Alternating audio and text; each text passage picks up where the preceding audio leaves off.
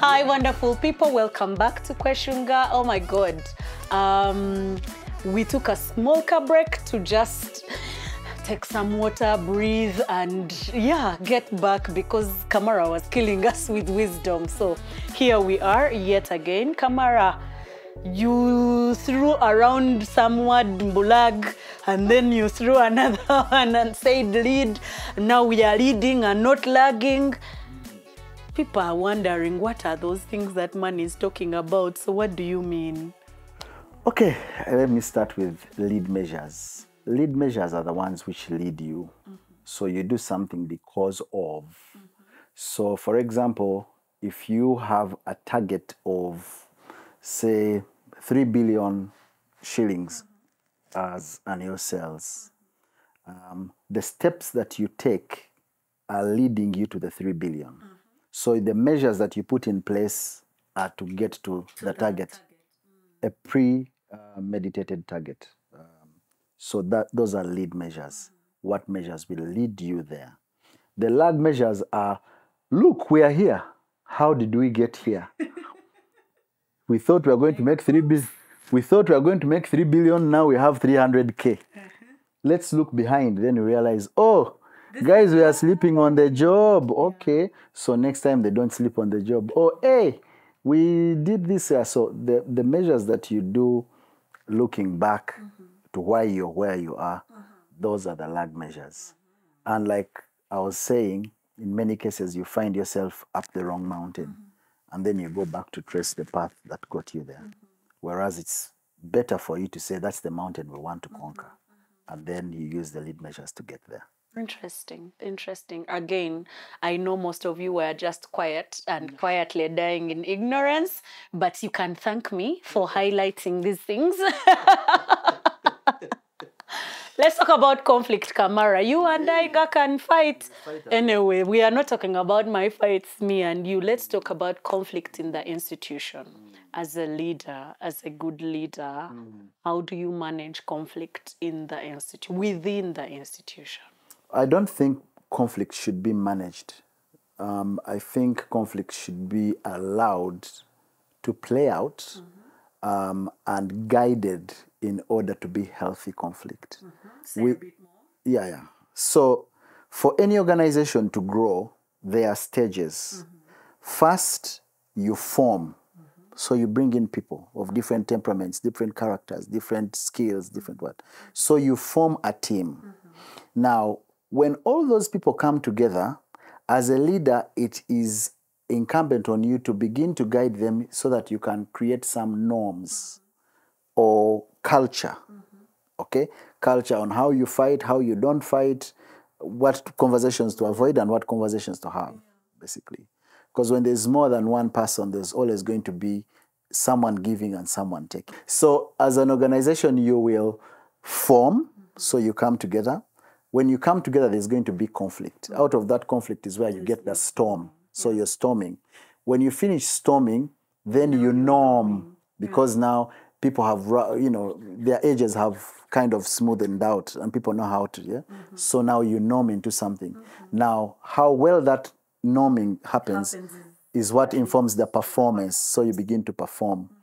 Now, in organizations, because the person I learned this from, again, people, Director Grace Munyira from Vine Pharmacies, who is a coach of mine, is the one who taught me this. And he actually brings it down to the level of the family. So you are one single guy, you had your norms, you had the way you were performing. You could leave the socks in the sink and there was no problem with it, right? Yeah. And then you get this girl called Penny. Penny comes into your life.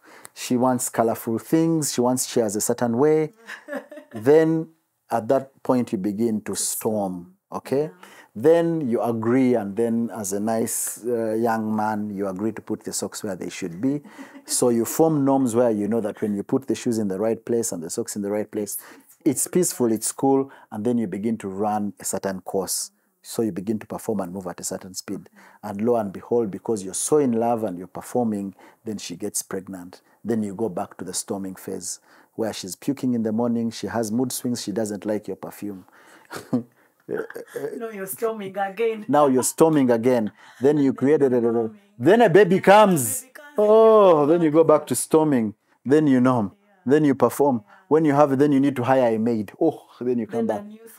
So it's a continuous thing. So what I say about conflict is that it should be there, but how healthy is it? Because again, Patrick Lencioni explains on how teams achieve results. He says, one, if you have the foundation of trust, then you can have healthy conflict.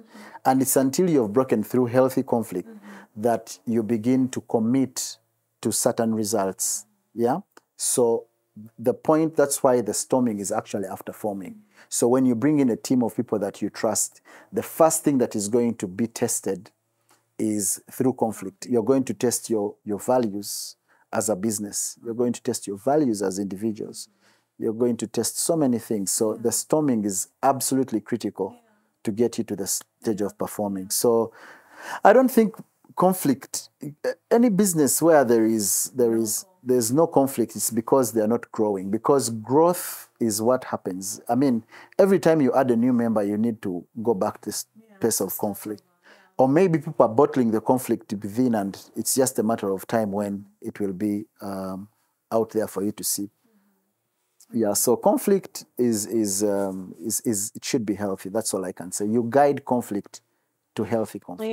Yeah. And I like what you say, that it should be healthy. Ideally, the healthy conflict is good. But most times it's very unhealthy because we have terrible communication styles. We are all different. And so sometimes you find that the friction is not helping us grow.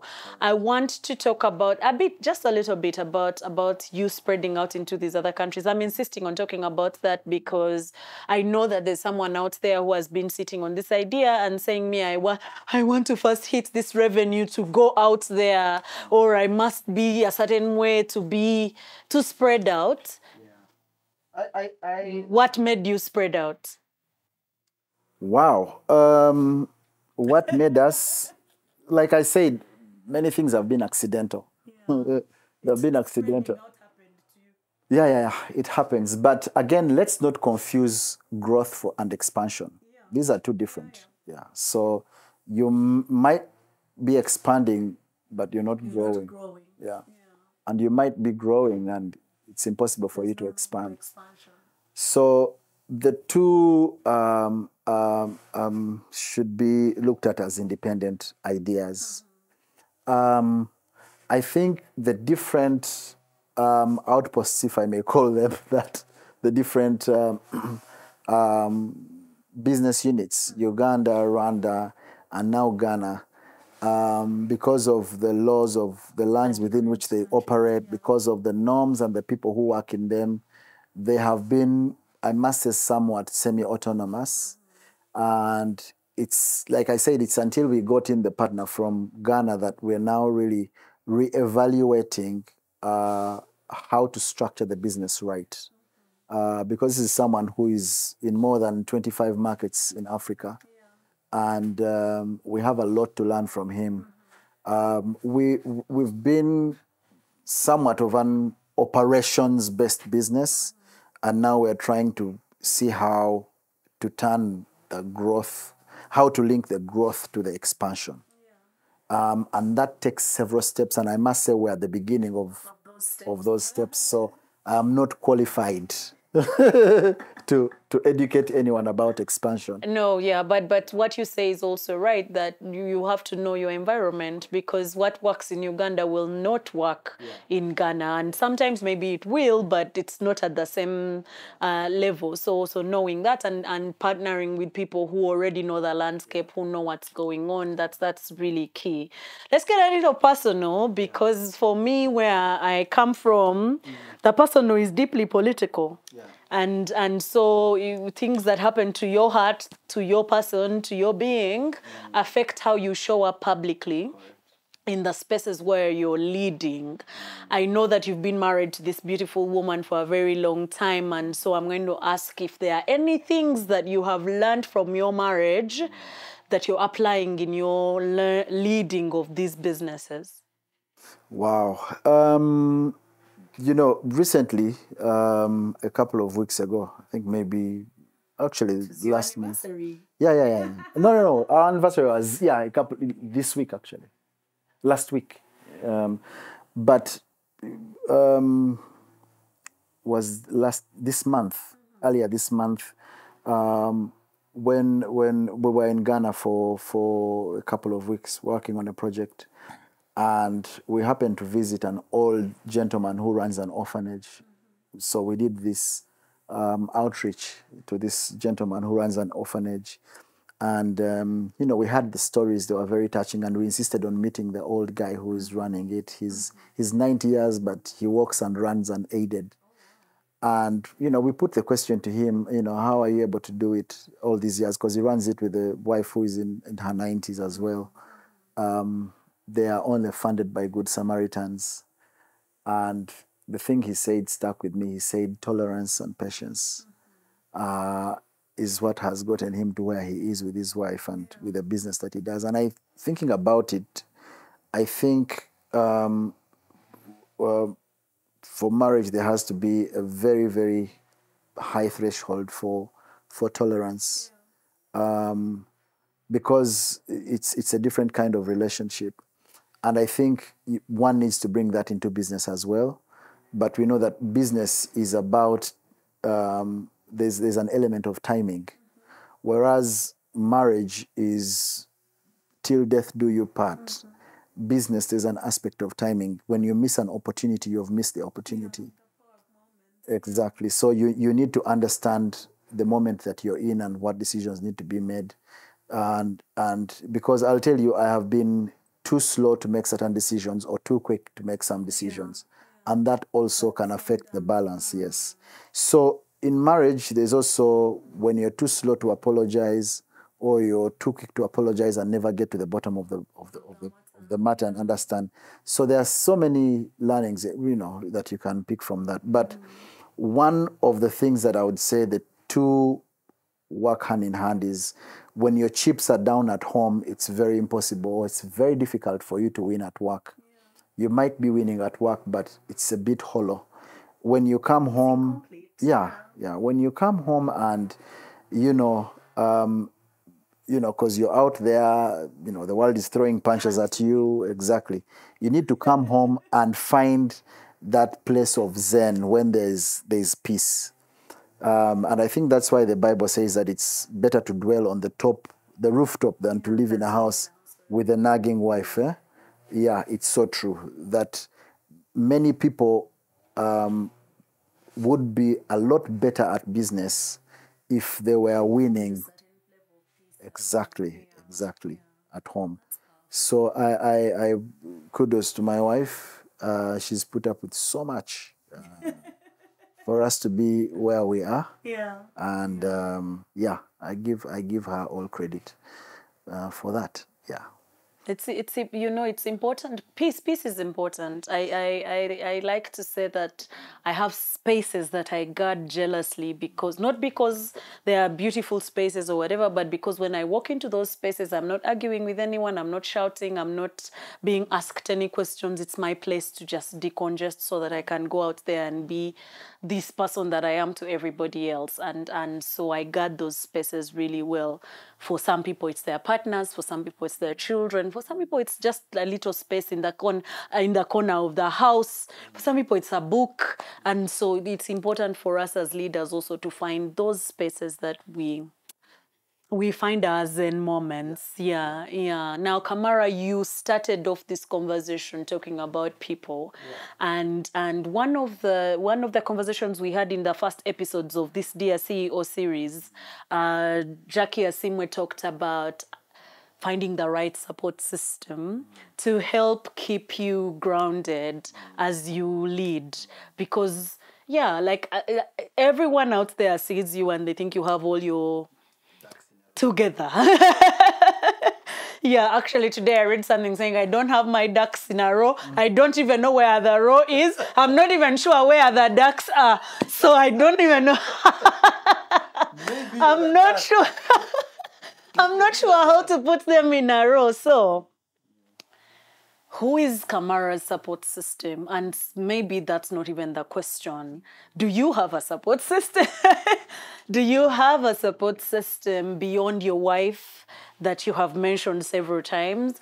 Where does Kamara go to refill his cup so that we can see the amazing CEO of Nomad the way we see him in that light when things are not working, or when things are working really well, where does he go to drink? Wow. That's a very loaded question. And I don't want to tell you that there's this one place, but I think one of the things that serving keeps someone grounded. You understand? As a CEO or a leader or someone with a bit of authority, yeah, an ability to make things happen here and there, you can actually, lose your grounding. Yeah, you need to be on your ground. So for me, I think there are people who have kept me on the ground. Why? Because I look at the level of their success. I look at the level of their effectiveness. When I see their humility, even them doing stuff like that, I am humbled. Sometimes I don't know what to say when I'm in their presence. But it's because I feel like I need to listen more to what they have to say because I cannot make a contribution.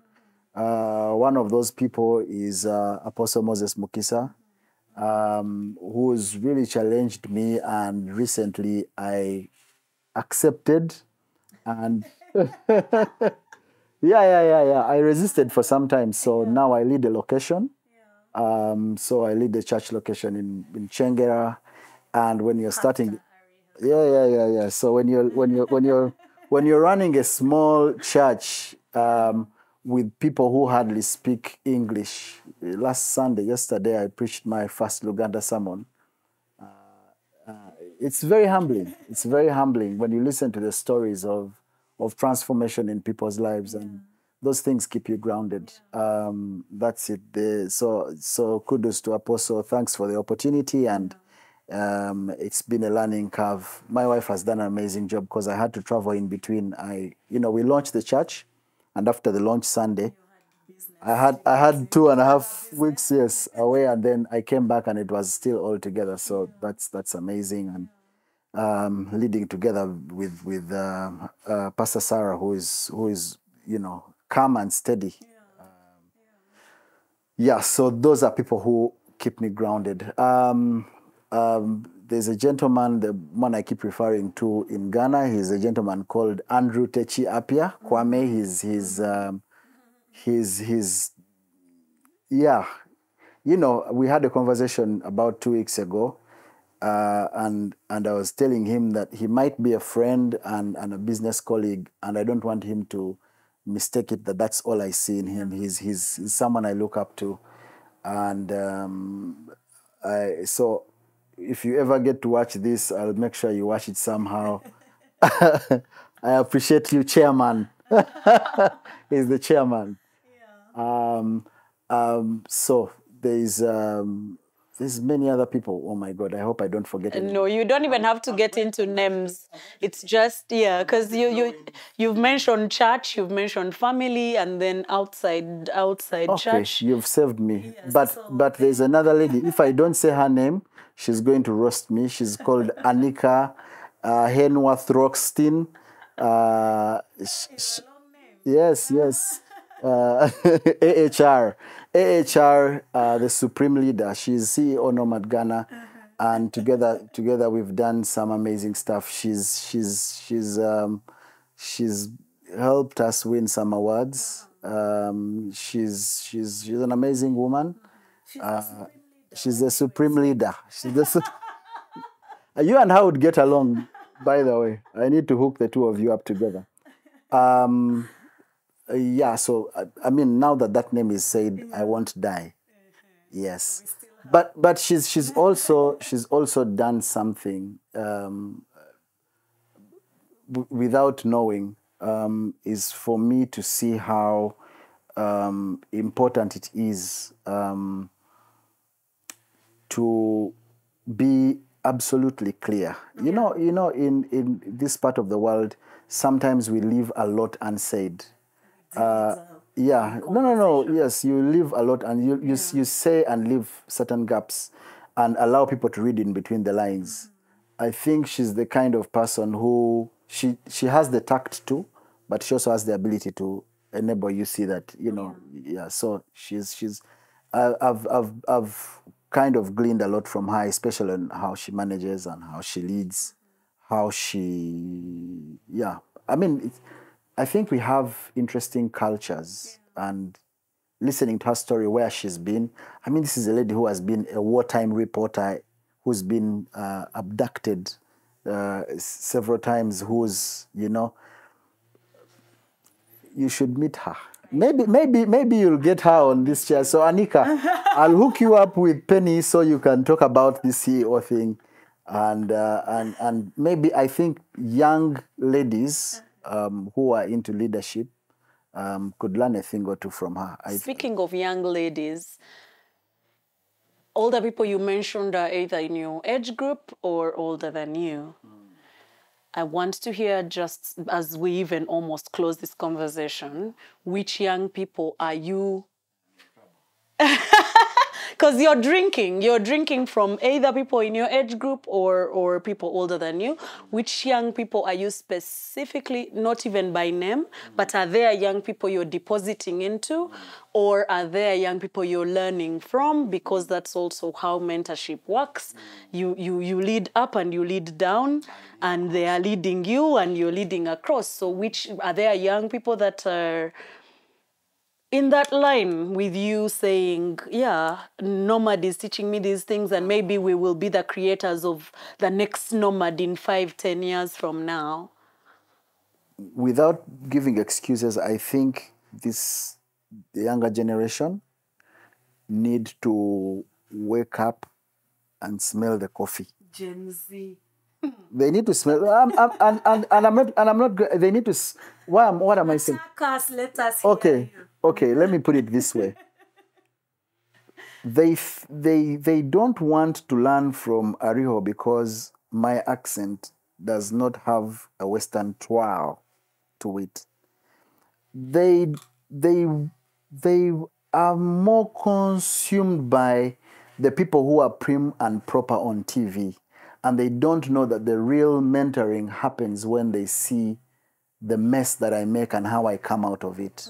So when someone messes, then they are no longer fit enough to be your mentor. They are looking up to Kardashian, who also messes up. I think, but it's edited, and there's a PR spin to the mess up to make it look a certain kind of way.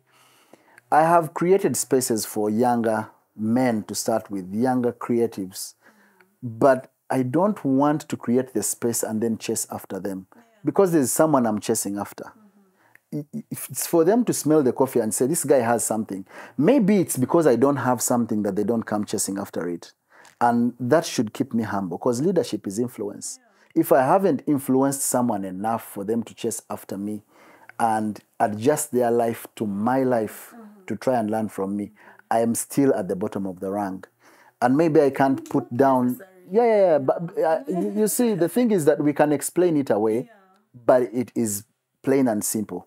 Leadership is influence, nothing more, nothing less. Am I influencing certain people? Some are happy to be influenced by watching this and say, oh, I like him. I think he's good. He's my mentor. But am I mentoring you really? My mentors, some of them I pay to meet with them. You understand? My coaches, some of them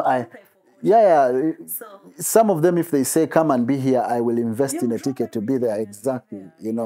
But you see, it's a thing. And Kamara, I've had these conversations with some leaders, because I consider myself very privileged to be able to have conversations across the board. I mean, I sit with you, we have a conversation. I sit with a 20-year-old, we have the same conversation. We can have the same conversation with an 80-year-old.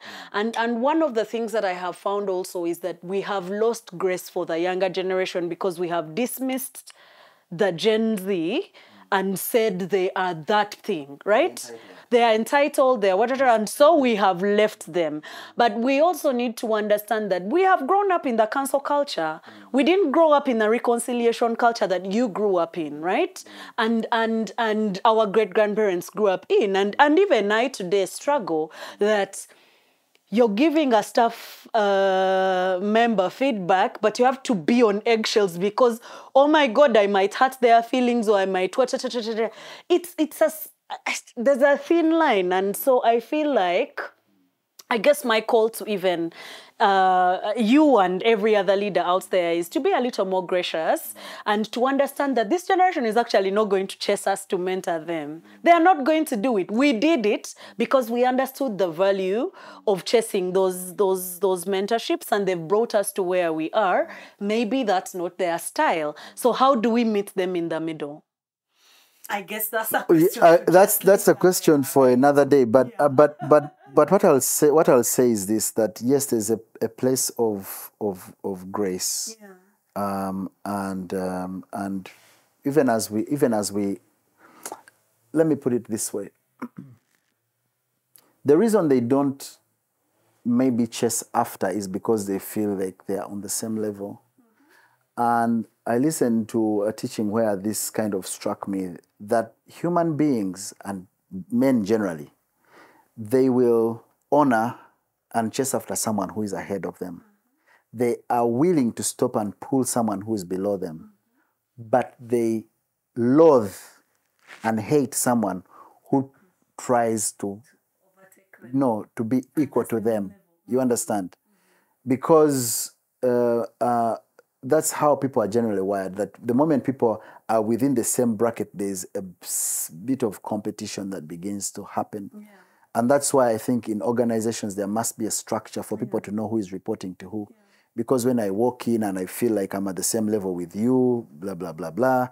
And even with this thing in partnerships, that you must be clear on who is leading the partnership. Because if you're having a two-headed snake, then it's going to split into two or whatever, or die. Yeah. So, anyway, Dave Ramsey says anything with two heads is a monster. We shall deal with that monster somewhere along the way. So just finally to close, this thing of mentorship with the young people, that all I can tell them is, without being extremely gracious about it, is to say that their strongest position they can be is one of submission. When they submit themselves to someone, they will gain so much than when they try to become a big deal and have to be chased after or told what to do. But they need to desire and chase someone who has something. Very interesting that, very interesting that, even God does not send angels. He sends people with flaws, yes. That whereas I may disagree with Penny on all her views, not all, most of her views. Oh, it's going to be so hard. Like what? Like, we disagree, but we also agree to disagree. Yeah, to say that, this point we part ways. There are some conversations I'll say, okay, we can't have, if we have this good conversation. But when we come to the alphabet, for example, like I said, that's a conversation for another day. So Kamara, in a word or two or three or 5 or 10, just help our listeners or viewers understand a few things that you thought you said and you needed to re-emphasize, or you want them to take out of this conversation that we just had, especially since we are writing letters to CEOs. What are the key things you want them to take out of this beautiful conversation? Yeah, thanks, Penny. I believe like our conversation has been everywhere. Which is good, yeah, because it's been really laid back. I wish you had given me like 4 months notice so that I put my notes in order. And then I also leave you some quotable quotes. Please leave us and punchlines. But in a nutshell, you asked me to speak to young people. Wow. All I can say is that young is finite. Yeah, the words that I heard Dr. Miles Monroe say that changed my life where you might be 20 now, but soon you'll be 40. And those words came ringing in my head when I turned 40. I did cross that mark. And the other thing that he said that changed my life is grow where you're planted. What does that mean, to grow where you're planted? Most people are dying for an opportunity to be transplanted. But they forget that it's the same head that they are going to carry from Uganda to America. And the prosperity that hasn't hit your head yet is not in your wallet, regardless of where you are.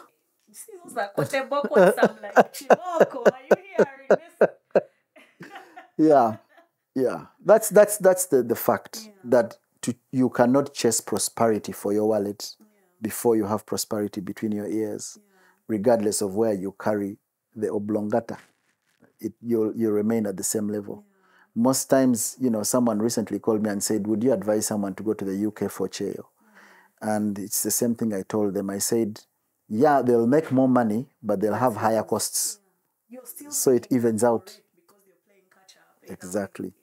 So for young people is find someone to chase after and someone to pursue diligently and get out of your feelings. I mean, the very first level of a lack of humility, which is really being prideful, which is the reason why many people don't learn from others, is offense.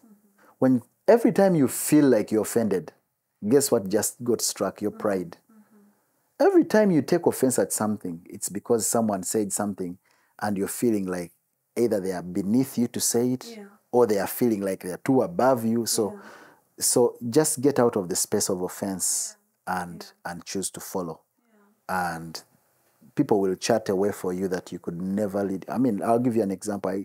I would have never planted a church in 1,000 years if I wasn't humble enough. Actually, it was my pride that got in my way why I didn't plant a church all these years. Because, I thought there was very important things I was doing. But guess what? I give these guys a day, which is a Sunday, and a couple of hours during the week. And when I listen to the stories, I feel like life... True transformation is happening. Yeah. Life is in play, and I'm making a bit of a contribution to people. I like that. Yeah.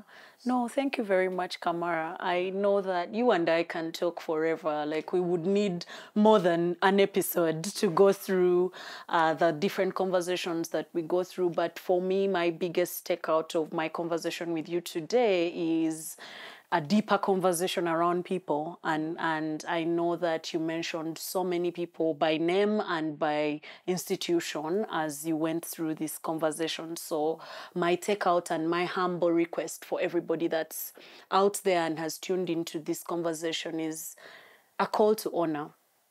That there are so many people that have deposited in you. There are so many people that have deposited in your dream. There are so many people out there that have deposited in your journey.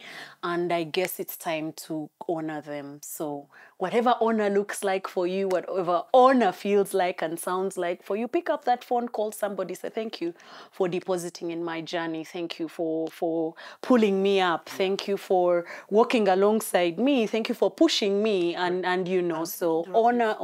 Let me interrupt you. Yeah. The more the young people begin to recognize the people who are ahead of them and honor them and pursue them, then we are going to see more of the CEO. Because, when you talk about CEO, people may be thinking about CEO of big banks, blah, blah. But you're the CEO of your life, literally, so. Thank you, but it's, sometimes people want to honor people who are out of reach. I honor TD Jakes, those things. He's the guy, but you're disconnected. But to start from where you are, you'll begin to see yourself rise. The whole, getting into Ghana is a story that maybe you'll need 4 hours.